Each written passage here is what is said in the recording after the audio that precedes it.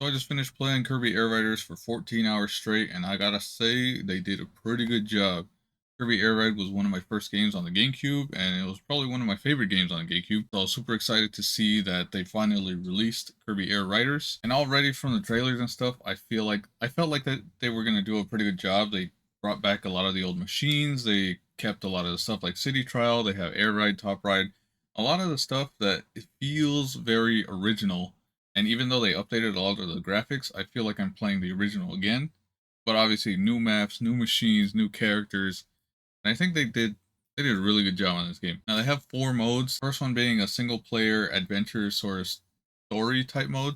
This one they actually have a story this time. It's not just jump in, race, and do that over and over again. But here it's kind of like a rogue-like. Progress doesn't really continue across multiple runs, but similar to games like Slay the Spire, you can sort of choose different branches. It doesn't feel like they vary all that much or the impact is that significant, but there are certain things that you can only find in certain locations, or at least I think so. Because when you beat the game, or not when you beat the game, when you get to the final boss the first time, there's also multiple endings. I'm not going to talk about the story. I liked it a lot. There's a slight twist in there.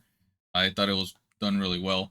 But there's like multiple endings, and you're shown that through the check boxes because, like in the first one, there's challenges to do with the little boxes that you break and uncover stuff. That's how you unlock characters, riders, and stickers to customize your license plate and your rides and stuff. Which another thing, I'm gonna be all over the place because those things you unlock, you can customize your machines this time. You can put stickers on them. You can change the colors. You can change. There's a lot of customization. You can put like spoilers and stuff on them, and I thought that was really cool because then you can also sell. You don't get any money, but you can post your creations online, and other people can buy them. And the more they buy, the higher in price they go. So you can kind of see how popular a certain machine and stuff is. But back to the road trip mode, which is a single player mode. As you play, you're given challenges, and you start off with the compact start, just like in City Trial.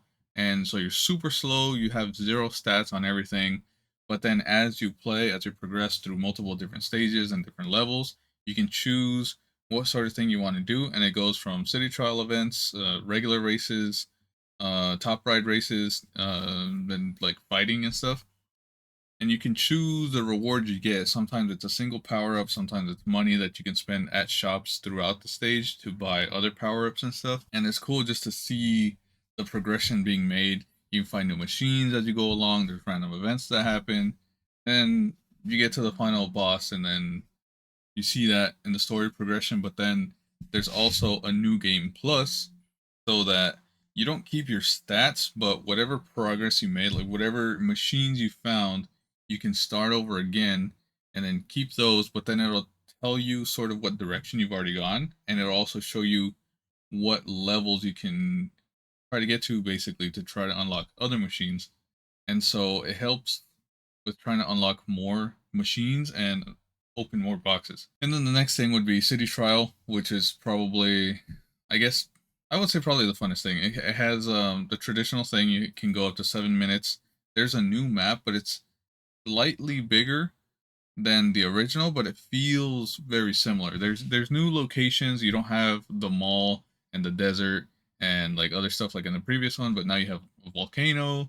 And I'm sorry I don't have visuals, I don't have a capture card, but there are new locations, but they're all sort of like little segregated zones that you can feel the difference every time you jump into one another. But same thing as before, you're given a time limit. You can find new machines, you get power ups, and then at the end, you have a choice of different, or you can set it to random, but you can also set it to vote, and all the players playing can vote on a different mini game, similar to before. You have high jump, you have long jump, but then there's also new things like you have to press buttons and take other people's buttons, or there's new target flights where you have to hit the numbers on the wall, but then there's also one where you can dive down, and they changed the setup, and so they added a lot of different varieties to the previous modes, and I think that's really fun because it's not the same thing over and over again. Not that I had much problem with it originally, but they added a lot of content. And then you have your air ride mode, your traditional racing, which is cool because there's 9 new maps. Yeah, I think that's 9 new maps, and then they also brought back all of the originals and they updated, like remastered them. And so you have, I think that's what, like 16? No, it's more. You have like close to 20 maps, which is cool because then you also have your challenges on there. And then you have all your characters, you have your new rides, there's a new legendary. I think there's two new legendary machines. I unlocked one of them. Obviously, I've only played 14 hours, but I've played 14 hours, so I've unlocked one of them. But there's two new ones, there's a bunch of characters. Then finally, talking about Top Ride, it's pretty similar. You have your directional, the all direction controls, and then the left and right. I prefer playing the left and right. But then you can also change the direction of the camera and stuff. In Top Ride, though, they did change the maps. I don't recognize any of these. They didn't bring back the old ones, but still, I feel like Top Ride is one of the lesser liked things. It wasn't bad, like it's fine, but I would spend a lot of time either on Air Ride or City Trial. I hardly ever played Top Ride, but they did bring it back, and it's still done well. And you have your items and stuff, but overall, I think they did a great job with Kirby Air Ride, and I'm still trying to find the alternate endings, still trying to unlock all the other stuff, the boxes and the challenges, and I'm gonna spend some more time playing. But I would say if you like the original Kirby Air Ride, definitely go get this game. You're gonna like it. That's what I think about the game. See you guys later.